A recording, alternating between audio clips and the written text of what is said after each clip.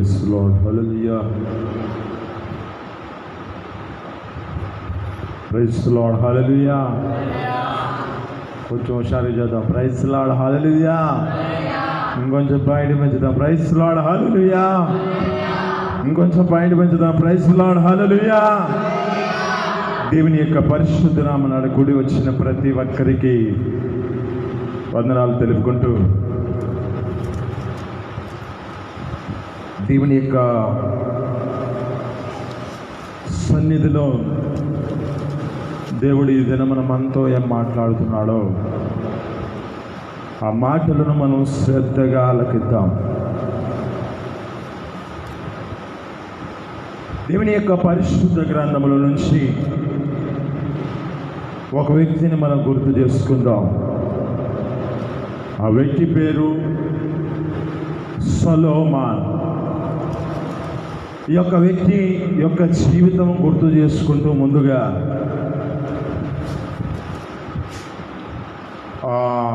మనుషుల యొక్క జీవితాలలో ఏం కావాలి అనుకుంటూ ఉంటారు? ఎక్కువగా పేరును కావాలనుకుంటారు. ఇక్కడ ఒక పేరు ఉంది, ఇక్కడ ఉన్నది. జపన్య గ్రంథం 3:20 నేను నీకు ఖ్యాతిని మంచి పేరుని తెప్పిస్తానంట. అసలు ఈ యొక్క వ్యక్తిని జ్ఞాపకం చేసుకుంటే సొలొమోను గారికి 4 పేర్లు ఉన్నాయి. హల్లెలూయా. ఒకటి, దేవుడు పెట్టిన పేరు ఒకటి ఉంది. 2, తన తండ్రి పెట్టిన పేరు ఒకటి ఉంది. 3, తన యొక్క తల్లి పెట్టిన పేరు ఒకటి ఉంది. 4, ప్రజల ద్వారా పిలువబడిన పేరు ఒకటి ఉన్నది. హల్లెలూయా. హల్లెలూయా. ఇక్కడ జ్ఞాపకం చేసుకుంటే సొలొమోను, ఈ పేరునకు అర్థం ఏమిటి? ఈ పేరు ఎవరు పెట్టారు అంటే తన తండ్రి పెట్టాడు. తండ్రి ఎవరు చెప్పండి? దావీదు గారు. దావీదు గారు తన యొక్క తండ్రికి ఏం పేరు పెట్టాడంటే సొలొమోన్ పేరు పెట్టాడు. ఈ పేరునకు అర్థం ఏమిటి అంటే సమాధానకర్త. హల్లెలూయా. హల్లెలూయా. ఆ సమాధానకర్త సొలొమోను అయితే మనకి ఈ భూమి మీద ఉన్న స్థితిని బట్టి మనకు సమాధానం కలగజేసేది మన ప్రభువైన సమాధానకర్త అయిన దేవుడు. ఆమేన్. హల్లెలూయా. ఇక్కడ జ్ఞాపకం చేసుకుంటే తన తండ్రి పెట్టిన పేరు సమాధానకర్త అంటే సొలొమోన్. దేవుడు పెట్టిన పేరు యెదిద్యా. యెదిద్యా అనే పేరునకు అర్థం ఏమిటంటే యెహోవాకి ప్రియుడు. ఆమేన్. హల్లెలూయా. మన క్రొత్త నిబంధనలో జ్ఞాపకం చేసుకుంటే లేఖనాలు చదువుతున్న మాటలు బట్టి ఈ లేఖనాలలో ఏం చదువుతూ ఉన్న మాటలు అంటే ఒక స్వరం వినపడుతుంది. ప్రభువైన యేసుక్రీస్తు బాప్తిస్మము తీసుకొని బయటికి వచ్చిన తర్వాత ఈయన నా ప్రియ కుమారుడు. ఆమేన్. హల్లెలూయా. ఇక్కడ అంటున్న మాట జ్ఞాపకం చేసుకుంటే యెహోవాకి ప్రియుడు అంటే ఈ సొలొమోను యొక్క జీవితంలో జ్ఞాపకం చేసుకుంటే ప్రభువైన యేసుక్రీస్తులో ఉన్న అనుభవాలు, అయితే ప్రభువైన యేసుక్రీస్తులో ఉన్న అనుభవాలు కొంతవరకు నేర్చుకున్నాడు కానీ మొత్తం నేర్చుకోవాలి. ఆమేన్. కొంతవరకే. పేరుకి ఏమంటారు? మార్తమ్మ పేరుకి దీవెనమ్మ అంటే దీవెన ఉండదు. పేరుకి ఆశీర్వాదమ్మ అంటే ఆశీర్వాదం ఉండదు. పేరుకి ఇంకా ఏవో పేర్లు ఉన్నాయి. పేరును బట్టి మనిషి యొక్క జీవితంలో అలాంటి స్థితిలో నడిపించబడలేని స్థితి ఉంటుంది. ఇక్కడ సొలొమోను గారి యొక్క జీవితంలో జ్ఞాపకం చేసుకుంటే తన తండ్రి పెట్టిన పేరు సొలొమోన్ అంటే సమాధానకర్త. దేవుడు పెట్టిన పేరు ఏమిటంటే యెదిద్యా, యెహోవాకి ప్రియుడు. మన తన తల్లి ఏం పేరు పెట్టింది? తన తల్లి జ్ఞాపకం చేసుకుంటే మనం సామెతల గ్రంథంలో ఉంటుంది. 30వ అధ్యాయంలో 1వ వచనంలో ఉంటుంది అనుకుంటాను. చదవండి. సామెతలు 30:31.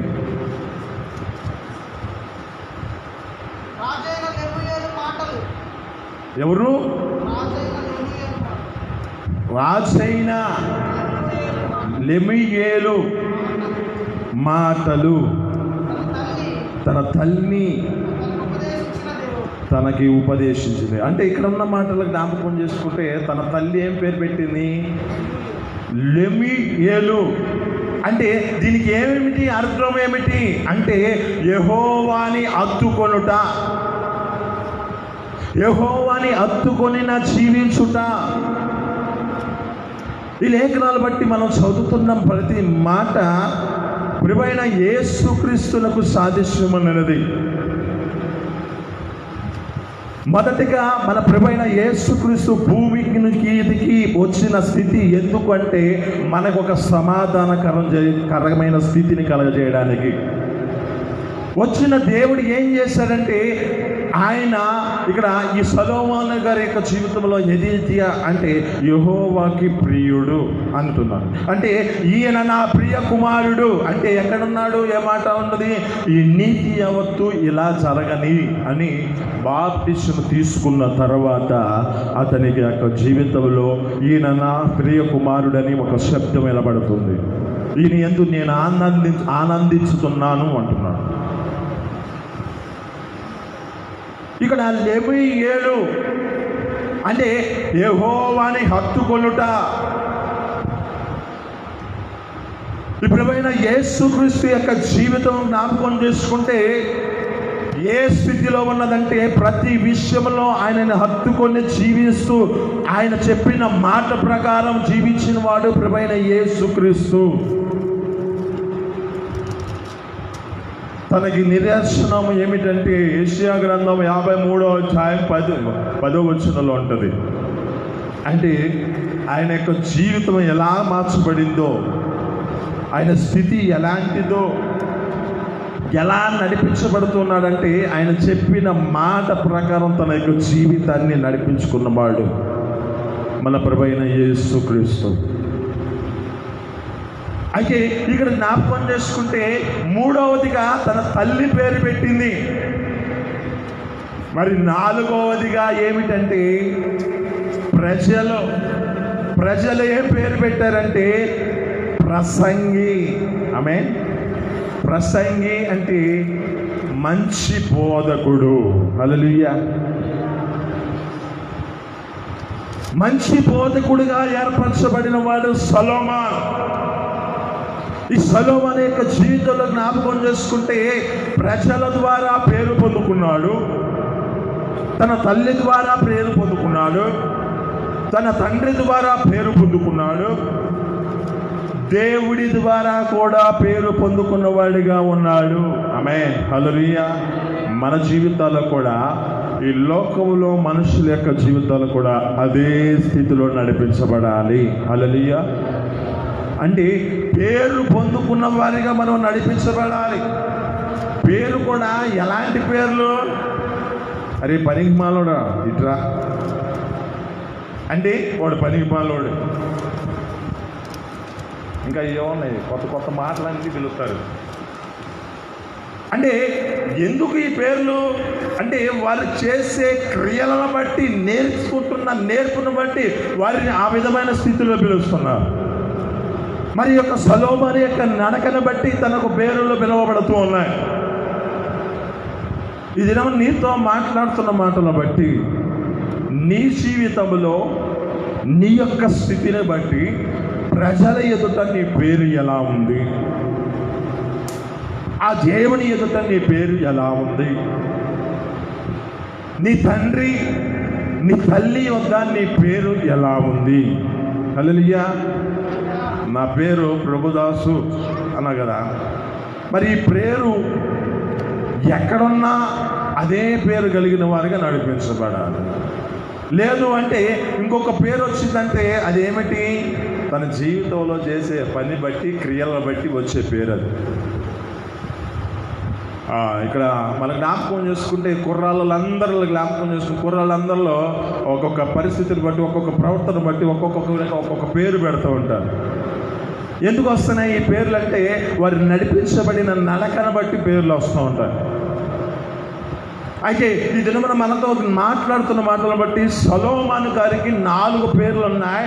ఈ పేర్లన్నీ మంచి పేర్లే. అయితే ఈ యొక్క వ్యక్తి యొక్క జీవితంలో మనం నేర్చుకున్న పాఠము ఏమిటంటే, మొదటి అనుభవాన్ని, ఇతడు దేవుని యొక్క సన్నిధిలో జ్ఞానము కొరకు ప్రార్థించే వ్యక్తిగా కనబడుతున్నాడు. హల్లెలూయా, హల్లెలూయా. తన యొక్క జీవితంలో జ్ఞాపకం చేసుకుంటే, తన యొక్క బాల్య సమయంలో రాజుగా ఏర్పాటు అయిన తర్వాత తన జీవితంలో ఏమడుగుతున్నాడంటే, దేవుని సన్నిధిలో, అయ్యా నాకు కొంచెం జ్ఞానము దయచేయి, ఈ మనుషులను నడిపించడానికి నాకు కొంచెం మంచి జ్ఞానము దయచేయి అని వేడుకుంటున్నాడు ఈ యొక్క సొలొమోను. ఇతని యొక్క జ్ఞానము ఎలాంటి జ్ఞానం అంటే, దేవుడిచ్చే జ్ఞానము ఎలాంటి జ్ఞానం అంటే, ఇది దైవ జ్ఞానం అని ప్రజలందరూ చెప్పుకుంటున్నారు. హల్లెలూయా. ఎలా? అతడు తీర్పు తీర్చాడు మొదటి సమయంలోనే. ఎప్పుడైతే దేవుని యొక్క సన్నిధిలో జ్ఞానాన్ని పొందుకున్నాడో, ఎప్పుడైతే దేవుని యొక్క సన్నిధిలో ప్రార్థించిన ప్రార్థనను బట్టి దేవుడు అతనితో మాట్లాడుతున్న మాటలు ఏమిటంటే, నువ్వు మనుషుల ప్రాణాన్ని అడగలా, నువ్వు ఐశ్వర్యాన్ని అడగలా, నీ జీవితంలో ఏదో ఒక ఉన్నతమైన స్థితిలో ఉండాలని ఆలోచించలేదు. దేవుని యొక్క ప్రజలను నడిపించడానికి నాకు మంచి జ్ఞానం దయచేయని అడిగావు కనుక, జ్ఞానముతో పాటు నీకు ఐశ్వర్యాన్ని కూడా ఇస్తున్నాను. హల్లెలూయా, హల్లెలూయా. అంటే ఇతని జీవితంలో ఆ యొక్క మాటను పొందుకున్న సమయం తర్వాతనే ఒక తీర్పు వచ్చింది. ఏ తీర్పు వచ్చింది అంటే, ఇద్దరు తల్లులు ఒక కుమారుడి కొరకు గొడవ ఆడుకుంటున్న పరిస్థితి అది. వారి జీవితం ఎలాంటి జీవితం అంటే, వేశ్య జీవితం అది. అయితే వారి యొక్క జీవితంలో ఒకరు, తన యొక్క తల్లి ఏం చేయబడిందంటే, నిద్రపోతూ తన యొక్క తల్లి ఆ కుమారుడి మీద పడి ఆ కుమారుడు చనిపోయిన పరిస్థితి.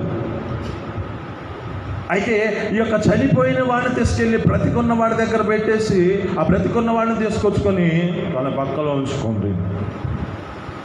వీరికి ఇది సమస్య. ఇప్పుడు వీరిద్దరి మధ్యలో ఏం కలుగుతుందంటే, వాదన కలుగుతుంది. ఈ బిడ్డ నా బిడ్డ, ఈ బిడ్డ నా బిడ్డ అంటున్న సమయం అది. అయితే ఈ బిడ్డ నా బిడ్డ అంటూ తమ జీవితాలు ఒకరికొకరు ఆ విధమైన స్థితిలోకి వచ్చినప్పుడు రాజు దగ్గరకు వచ్చారు. సొలొమోను గారు రాజు గారి దగ్గరకు వచ్చారు. వచ్చి ఇక వారికి ఉన్న ఆ సమస్యలు చూస్తూ ఉన్నారు. ఈ పరిస్థితిని బట్టి జ్ఞాపకం చేసుకుంటే, వీరిద్దరూ ఇది వాదన వాడుకుంటున్న పరిస్థితి. అయితే ఇది కాదని ఆయన ఏం చేశాడంటే, ఒక ఖడ్గం తీసుకురామని చెబుతున్నాడు. ఒక కత్తిని తీసుకురామంటున్నాడు.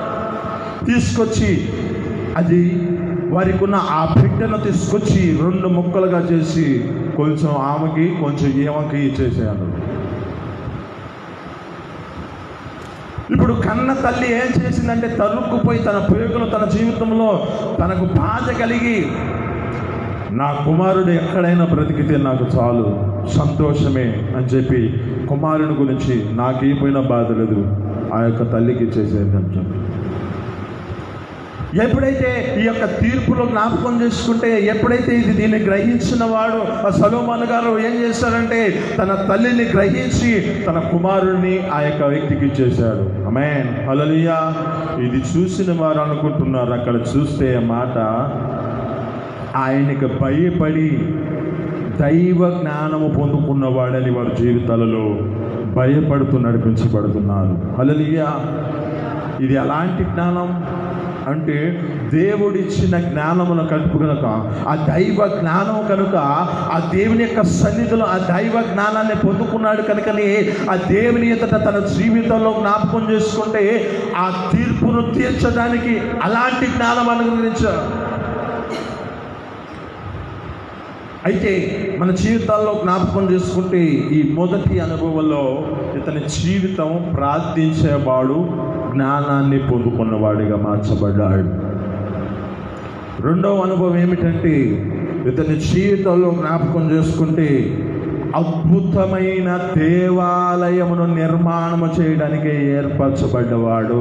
హల్లెలూయా, హల్లెలూయా. తన తండ్రి కట్టాలనే ఆలోచన చేత అనేకమైన వాటిని సమకూర్చిన యోగ్యత లేదు, అర్హత లేదు, ఏమాత్రమో ఆయనకి దాన్ని చేయడానికి అర్హుడు కాదని దేవుడు తన ఈ యొక్క వ్యక్తిని తన కుమారుడిని ఏర్పరచుకున్నాడు. కుమారుడిని ఏర్పరచుకుని ఆ దేవాలయము మందిరమును అద్భుతమైన దేవాలయముగా నిర్మాణం చేయడానికే ఈ యొక్క సొలొమోనుని ఏర్పరచుకున్నాడు. హల్లెలూయా. దినమన నీతో మాట్లాడుతున్న మాట, ఈ రెండో అనుభవంలో ఏం నేర్చుకోవాలంటే, మనకున్న దేవాలయము అంటే మన యొక్క హృదయమే దేవాలయము చూడు. ఈ దేవాలయం ఏం చేయబడాలంటే అద్భుతమైన నిర్మాణము చేత నింపబడిన వారిగా మార్చబడాలి. హల్లెలూయా. ఎన్ని అర్థం అవ్వట్లేదా? లేకపోతే కొంచెం బాగా 4 సార్లు గద్దిస్తే కానీ మాట అంతా. హల్లెలూయా. హుషారుగా చదువుదాం. ఇక్కడ ఉన్న మాటలు జ్ఞాపకం చేసుకుంటే అద్భుతమైన నిర్మాణాలు రకాలు ఉంటాయి. అయితే ఈ నిర్మాణం ఏమిటంటే అద్భుతమైన నిర్మాణము.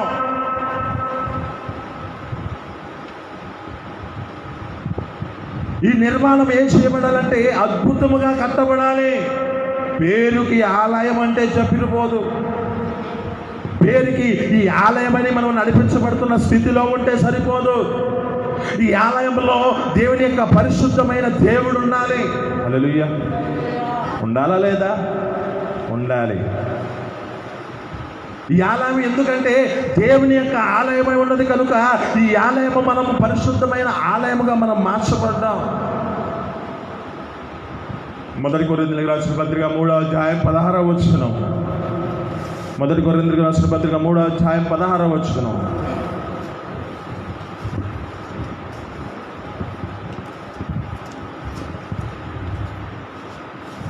మీరు దేవుని ఆలయమై ఉన్నారని మీరు ఎరుగరా? మీలోనున్న పరిశుద్ధాత్మకు నిలయమై ఉన్నారని మీరు ఎరుగరా? ఎవడైనా దేవుని యొక్క ఆలయమును పాడు చేసిన యెడల మొదట వాడు పాడవును అంటున్నాడు. అంటే ఎందుకంటే దేవుని యొక్క ఆలయమై పరిశుద్ధమై ఉన్నది, ఆ ఆలయము మీరై ఉన్నారు అంటున్నాడు. అంటే ఈ ఆలయం ఏం చేయబడాలంటే అద్భుతమైన ఆలయముగా మార్చబడాలి. ఈ హృదయము, ఎందుకంటే ఈ హృదయము ఏం చేస్తుందంటే మోసకరమైనది. ఇది అనేక మంది జీవితాలలో ఏం చేస్తుందంటే ఇది ఘోరమైన వ్యాధి కలిగి తమ జీవితాలు నడిపించబడవలసిన మార్గంలో నడిపించబడలేని స్థితిలో ఉన్నది. ఆత్మ సంబంధంగా అర్థం చేసుకుందాం. సొలొమోను గారు కట్టిన అద్భుతమైన నిర్మాణము కాదు, అద్భుతమైన ఆలయము మన యొక్క హృదయమే. ఈ అద్భుతమైన హృదయముని మనం కట్టబడుకునే స్థితిలో మన జీవితాలు ఉండాలి. ఈ అద్భుతమైన ఆలయముగా, పరిశుద్ధమైన నీతిగా మన జీవితాలు నడిపించబడే స్థితిలో, ఈ హృదయములో మన జీవితాలు అలాంటి స్థితిలో నడిపించబడాలి.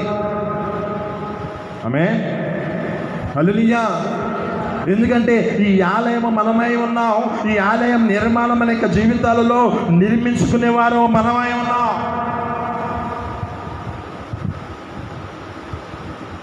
సొలొమోను గారి యొక్క జీవితంలో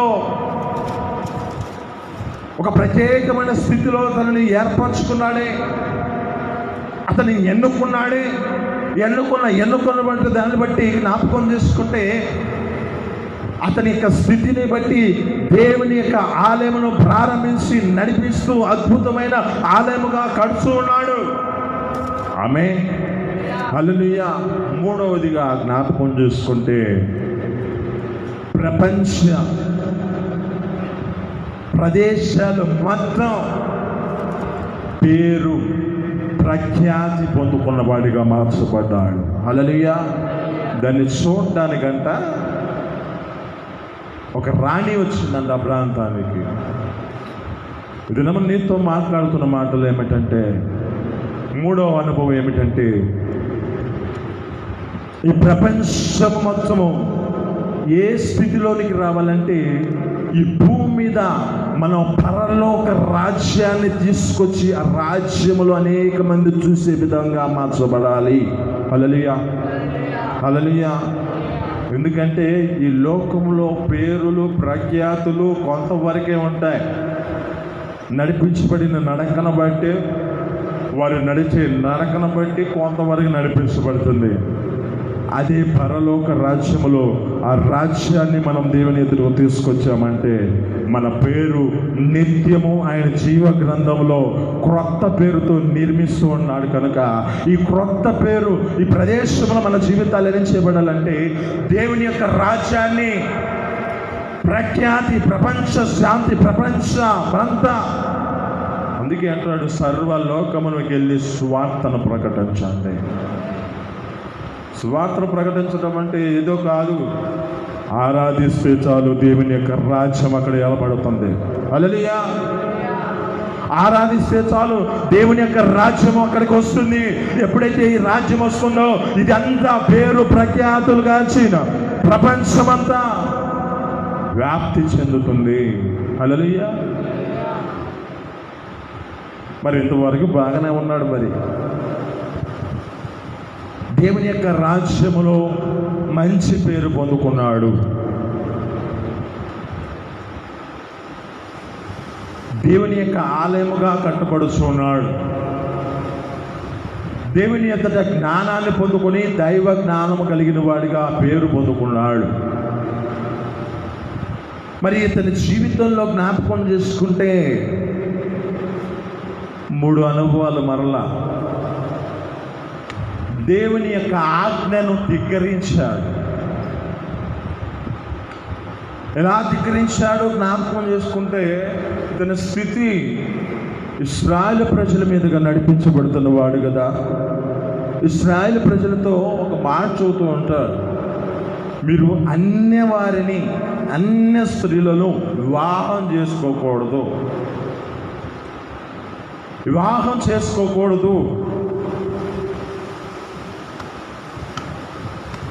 అని చెబుతున్న స్థితి కదా. అయితే ఇతడు ఏం చేస్తాడంటే అన్య స్త్రీలను వివాహం చేసుకున్నవాడిగా కనబడుతూ ఉంటాడు. అంటే ఆజ్ఞను ధిక్కరించిన వాడిగా కనబడుతున్న స్థితి. ఇతని యొక్క జీవితంలో జ్ఞాపకం చేసుకుంటే రెండో అనుభవం ఏమిటంటే వృద్ధుడుగా మార్చబడిన స్థితి. ఇతనికి భార్యలు ఎంతమంది? మొత్తం కలిపి ఎంతమంది అంటే 1000 మంది.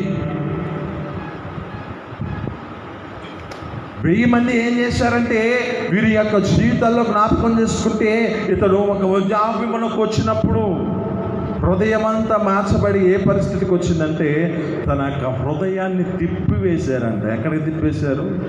ఇతర దేవల తట్టు తిప్పేశారంట.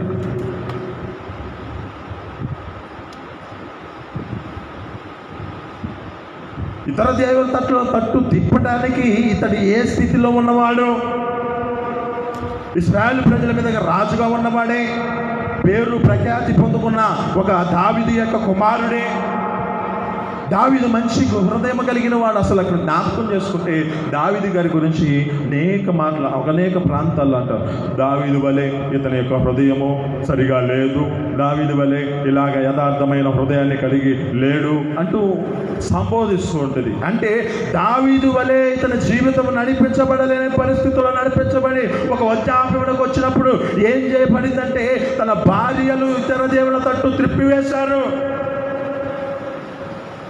3వ అనుభవం ఏమిటంటే విగ్రహారాధికుడుగా మార్చబడ్డాడు.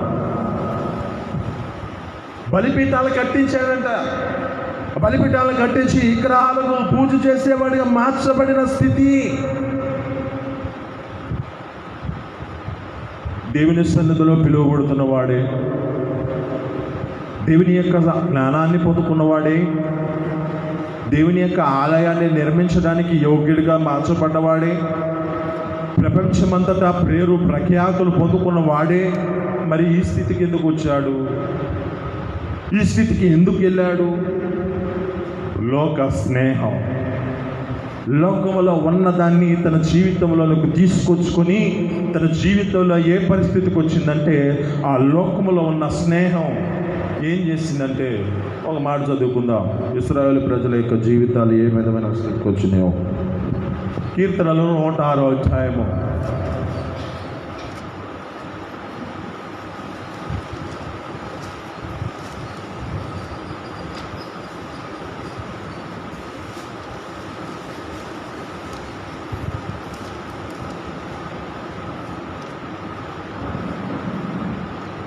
35వ వచనం.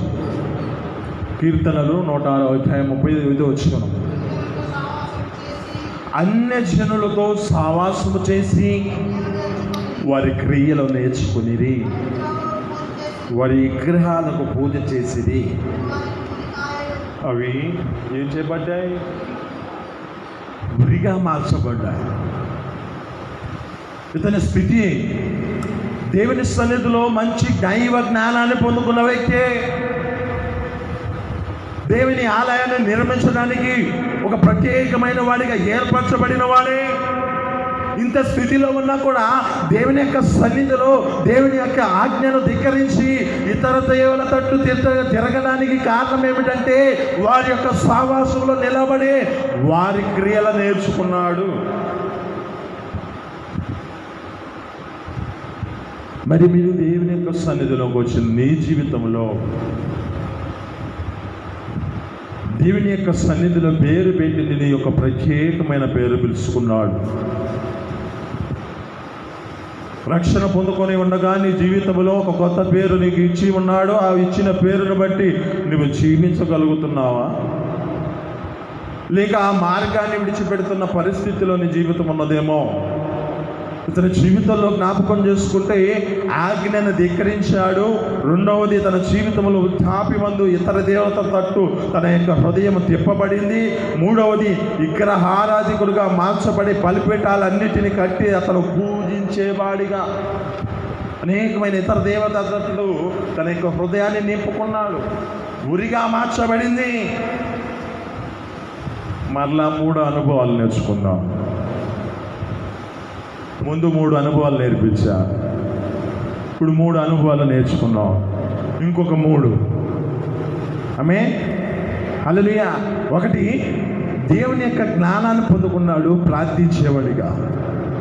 2, దేవుని యొక్క ఆలయాన్ని నిర్మించడానికి, అద్భుతమైన ఆలయం నిర్మించడానికి అర్హుడుగా యోగ్యుడిగా తన జీవితం నడిపించబడింది. 3, ప్రపంచమంతటా ప్రఖ్యాతి పేరు పొందుకున్నవాడిగా తన జీవితం నడిపించబడింది. అలాంటి స్థితిలో ఉన్న వారి జీవితంలో వ్యతిరేకమైన స్థితిలోకి ఆజ్ఞను ధిక్కరించాడు. వృద్ధాప్యంలో ఇతర దేవులతో తట్టు తిరిగాడు. 3, విగ్రహ ఆరాధకుడిగా మార్చబడ్డాడు. ఇప్పుడు తన జీవితంలో ఏం చేయబడ్డాడో మనం నేర్చుకుంటే ఇతని యొక్క జీవితంలో ఏమిటంటే, మొదటి అనుభవం, వీటన్నిటినీ పరీక్షించి అన్నిటినీ పరిశోధించి ఇతను తెలుసుకున్నది ఏమిటంటే, ఏమంటున్నాడంటే వ్యర్థం వ్యర్థం వ్యర్థం.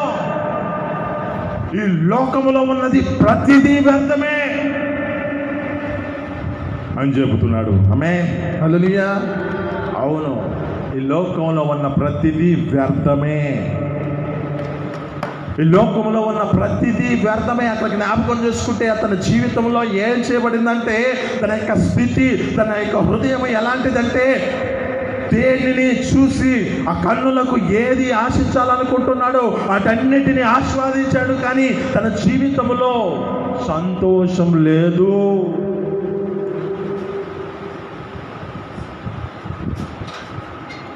తన యొక్క స్థితిని బట్టి మనస్ఫూర్తి ఆ యొక్క స్థితిని బట్టి నెమ్మది లేదు. ఇప్పుడు అంటున్న మాట ఏమిటంటే, ఇక్కడ అంటున్న మాట అదే, లోకములో యొక్క ఆకాశము కింద భూమి మీద చేస్తున్న ప్రతిదీ సమస్తము వ్యర్థమే. అనుభవించిన స్థితిని బట్టి చెబుతున్నాడు. ఇప్పుడు ఏమిటంటే, మన జీవితాల్లో కూడా ఒక మనిషికి ఒక్కొక్క అనుభవం పూర్వకంగా తెలిస్తేనే, నడిపించబడిన స్థితిని బట్టి తెలిస్తేనే గుర్తు వస్తూ ఉంటాయి. ఇంకొంచెం నడక, ఇంకో స్టెప్ పైకి వెళ్ళడానికి అది ఒక అవకాశం. హల్లెలూయా, హల్లెలూయా. దెబ్బ తగిలితే కానీ ఏం చేయబడింది? గేద ముందుకు వెళ్ళద్దు. దెబ్బ తగిలితే కానీ మన జీవితాల్లో కూడా ఒక మెట్టు పైకి ఎక్కడానికి, ఒక విధేయతను నేర్చుకోవడానికి ఇది కారణమవుతుంది. ఇక్కడున్న స్థితిని గుర్తు చేసుకుంటే ఇప్పుడు అంటున్న మాట ఏమిటంటే, సమస్తము వ్యర్థమే. రెండవ అనుభవం ఏమిటంటే,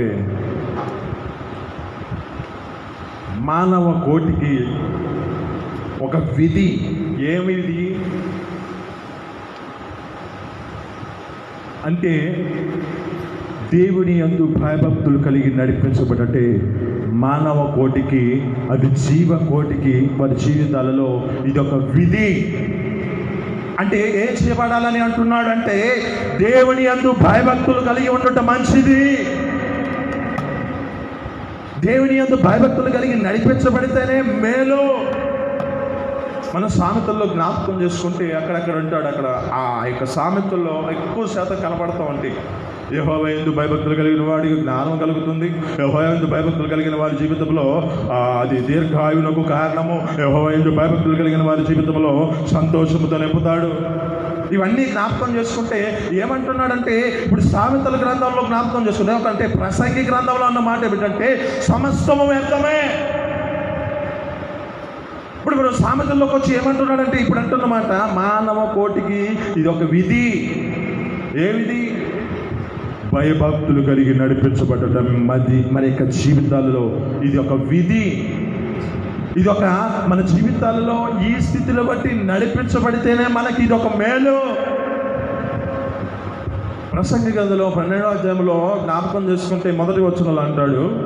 ఆ మాటలు మనం చదువుకుంటే ఏమంటున్నామో మనం గుర్తు చేసుకుందాం. ప్రసంగి గ్రంథం 12వ అధ్యాయము మొదటి వచనం కాడి నుంచి చదువుకుందాం. దుర్దినాలు రాకమునిపే ఇప్పుడు వీటి యందు సంతోషము లేదని చెప్పు సంవత్సరాలు రాకముందే. ఆమేన్, హల్లెలూయా. ఎక్కడున్న మాటలు జ్ఞాపకం చేసుకుందాం. ఇప్పుడు ఈ పరిస్థితిని గుర్తు చేసుకుంటే సొలొమోను గారి యొక్క జీవితం ఎలాగుంది? ఇప్పుడు అంటున్న మాట అదే కదా. ఏమంటున్నాడు? ఇవన్నీ వ్యర్థమే, వీటి అందు ఏ మాత్రం సంతోషం లేదు.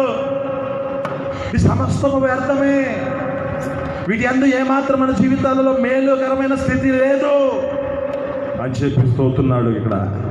ఇప్పుడు అంటున్న మాట ఇంకా చదువుతాం. ఇప్పుడు వీటి యందు సంతోషం లేదని చెప్పు సంవత్సరాలు రాకముందే తేజస్సునకును సూర్య చంద్ర నక్షత్రములకును చీకటి కమ్మక మునిపే వాన వెలిసిన తర్వాత మేఘములు మరలా రాకమునిపే నీ బాల్య దినమందే సృష్టికర్త అయిన దేవుడిని స్మరణలోకి తెచ్చుకొనుము. ఆమేన్, హల్లెలూయా. అంటే మనం ఏం చేయబడాలి అంటే, ఈ రెండో అనుభవంలో ఏం చేయబడాలంటే, దేవుని స్మరణలో మనం ఉంచుకోవాలి. ఆ దేవుని యందు భయభక్తులతో నడిపించబడే వారిగా మనం మార్చబడాలి.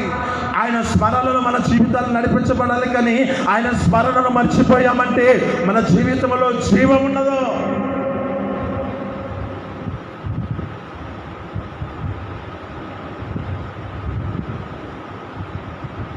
సామెతల గ్రంథంలో 3వ అధ్యాయంలో 6వ వచనం అనుకుంటా, చూడండి ఒకసారి.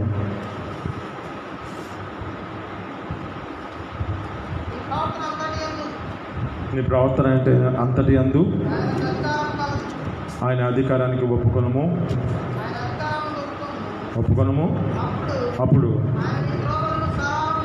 నీ త్రోవలను సరళం చేయను, నేను జ్ఞానిని కదా అని నువ్వు అనుకొనవద్దు. యెహోవా యందు భయభక్తులు కలిగి చెడుతనాన్ని విడిచిపెట్టు. అప్పుడు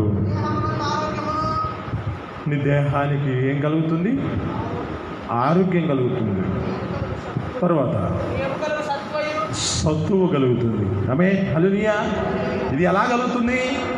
యెహోవా యందు భయభక్తులు కలిగి నడిపించబడు, చెడుతనాన్ని అసహించుకో. అప్పుడు నీ దేహానికి కావలసిన ఆరోగ్యం వస్తుంది, నీ యొక్క ఎముకలకు సత్తువ కలుగుతుంది, బలం కలుగుతుంది. ఇది ఎలా ఏర్పరచబడుతుంది అంటే దేవుని యందు భయభక్తులతో నడిపించబడిన స్థితిని బట్టి నడిపించబడితే అలాంటి స్థితి కలుగుతుంది. మరి మూడో అనుభవం ఏమిటంటే, మూడో అనుభవంలో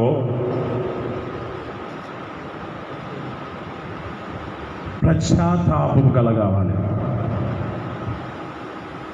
చేసిన దోషమును బట్టి, చేసిన పాపమును బట్టి ఇది దేవుని ఎదుట, మన యొక్క హృదయము దేవుని ఎదుట ఒప్పుకునే స్థితిలోకి రావాలి. ఒప్పుకునే స్థితిలోనికి వస్తేనే కనీకరించబడే స్థితి వస్తుంది. 28వ అధ్యాయం 13వ వచనం, సామెతలో 28వ అధ్యాయం 13వ వచనం.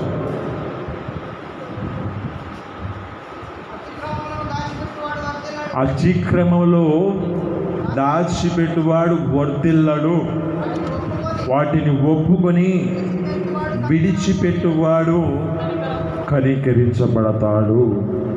అంటే ఇప్పుడు ఏం కావాలి మన జీవితాలలో అంటే పశ్చాత్తాపపడే హృదయమున కావాలి.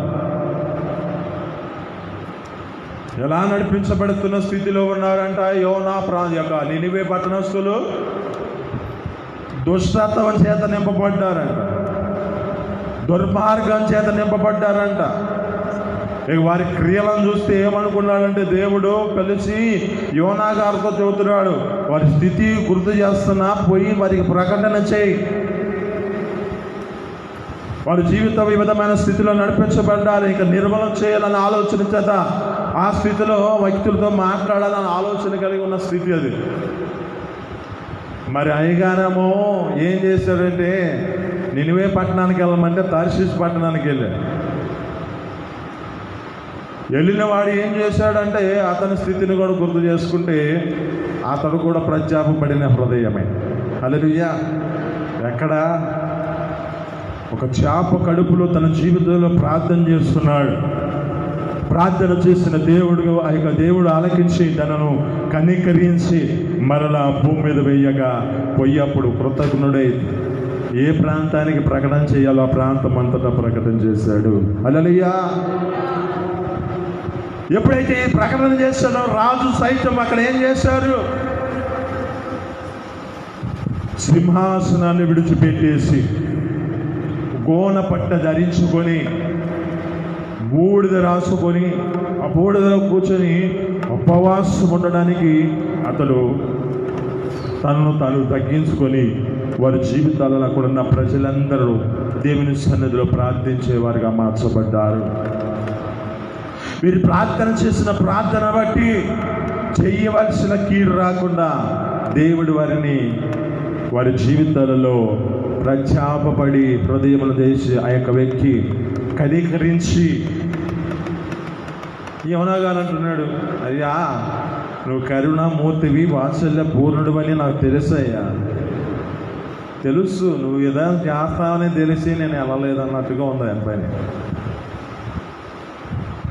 ఇదనంతో మాట్లాడుతున్న మాటలను బట్టి సొలొమోను గారి యొక్క జీవితంలో మనకు నేర్పించిన నేర్పులో ముందుగా అతడు మంచి పేర్లు పొందుకున్నవాడిగా నడిపించబడ్డవాడుగా ఉన్నాడు. అతని 3 అనుభవాలలో దైవ జ్ఞానాన్ని పొందుకున్నవాడిగా, అద్భుతమైన ఆలయముగా మార్చబడిన స్థితిలో నిర్మాణములకు అతడు ఒక సాదృశ్యముగా ఉన్నాడు. మన యొక్క ఆత్మీయ స్థితిలో కూడా ఆత్మ సంబంధముగా దేవాలయంగా మనం కట్టే అద్భుతమైన దేవాలయంగా మనం కట్టబడుచున్నామో మనం పరీక్షించుకోవాలి. అలాగే పేరు ప్రఖ్యాతులు ప్రపంచమంతటా పెట్టుకున్నవాడిగా ఆ వ్యక్తి కనపడుతున్నాడు. అయితే మన జీవితాల్లో కూడా దేవుని యొక్క రాజ్య వ్యాప్తిని అనేక మందికి ఇది తెలియబడినట్లుగా చేసే విధంగా మనం మార్చబడాలి. నేర్చుకోనవి అలాంటి స్థితికి రాకుండా ఉండాలి అంటే ఏం చేయకూడదంటే ఆజ్ఞ ధిక్కరించకుండా, బుద్ధుడైనప్పుడు ఇతర దేవులతో తట్టు తిరిగి ఒక విగ్రహారాధికుడుగా మార్చబడిన స్థితి, అలాంటి స్థితి ఉండకుండా ఇప్పుడు ఏం చేయబడాలంటే 3 అనుభవాలలో సమస్తము కలిగినవన్నీ వ్యర్థమే, ఈ లోకంలో ప్రయోజనం ఏమీ లేదు, ఒక దేవుని ఎదుట మన జీవితాలు నడిపించబడితే చాలు అనేది ఉద్దేశం మన జీవితాల్లో ఉండాలి. ఆ దేవుని అందుకు వచ్చిన మన జీవితాలు ఏం చేయబడాలంటే ఒక మానవ కోటి ఈ విధి ఏంటంటే దేవుని యందు భయభక్తులతో నడిపించబడితే ఒక విధిని, ఒక నియమమని మనం గ్రహించాలి. 3 మన జీవితాలలో ఏం చేయబడాలంటే దేవుని ఎదుటకు వచ్చిన మన జీవితాలు దేవుని ఎదుట మన యొక్క హృదయాలను ప్రత్యాపడుతూ దేవునికి మన జీవితాల్లో అప్పగించుకునే స్థితిలోకి రావాలి. ఆమేన్, హల్లెలూయా. ఈ వాక్యం మన యొక్క హృదయాలలో నింపబడాలి. ఎందుకంటే వాక్యము లేదు అని చెప్పే స్థితిలోనికి మన జీవితాలు ఉండకూడదు, కానీ దేవుని యొక్క వాక్యం మన హృదయాలలో నింపుకున్న స్థితిలోనికి రావాలి. ఈ సొలొమోను గారి యొక్క జీవితంలో నేర్పించిన నేర్పులను బట్టి మొదటిగా మన ప్రభువైన యేసుక్రీస్తుని ఒక అనుభవం పూర్వకంగా చూపించాడు. మంచి బోధకుడిగా ఎవరున్నారంటే మన ప్రభువైన యేసుక్రీస్తే. ప్రసంగి గ్రంథము అంటే ఈ సొలొమోను గారు ప్రసంగి రాసింది ఏంటంటే ప్రసంగికుడుగా, బోధకుడిగా ఏర్పరచబడ్డాడు. కనుక ఇప్పుడు బోధిస్తున్నాడు. ఏమని బోధిస్తున్నాడు అంటే ఇప్పుడు చెబుతున్న ప్రతి మాట అదే. అక్కడ ఒక మాట కూడా చదువుకొని ఈ వాక్కులు ముగించుకుందాం. ప్రసంగి 2వ అధ్యాయము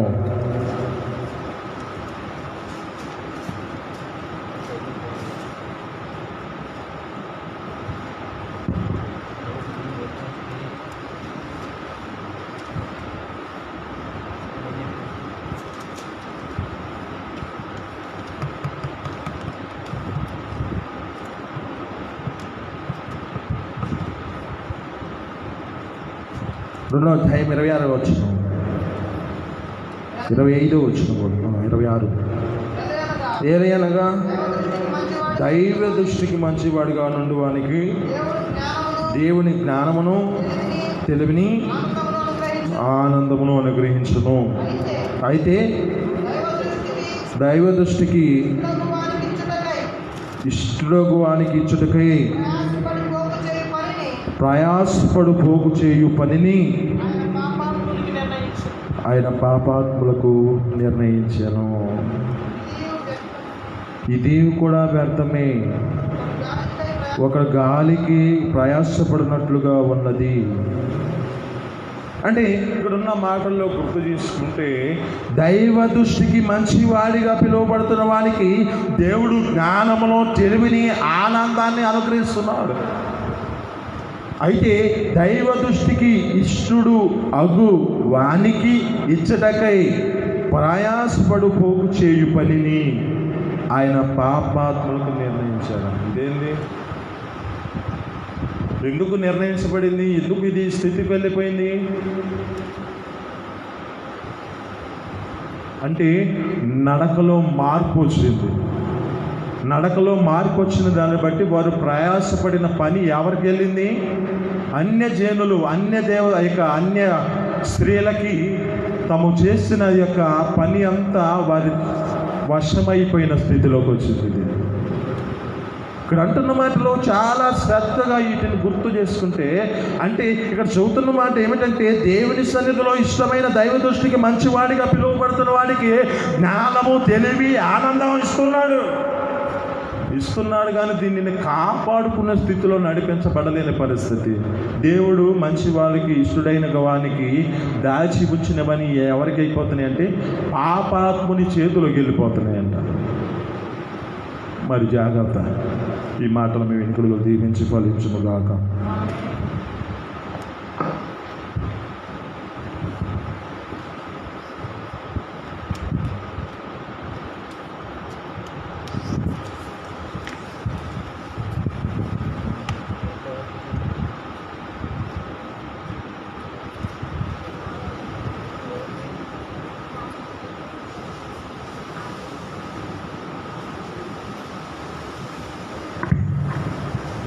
మోకరిద్దాం అందరం. ఎంతవరకు అర్థమైందో అర్థమైన దానిని మనసులో పెట్టుకొని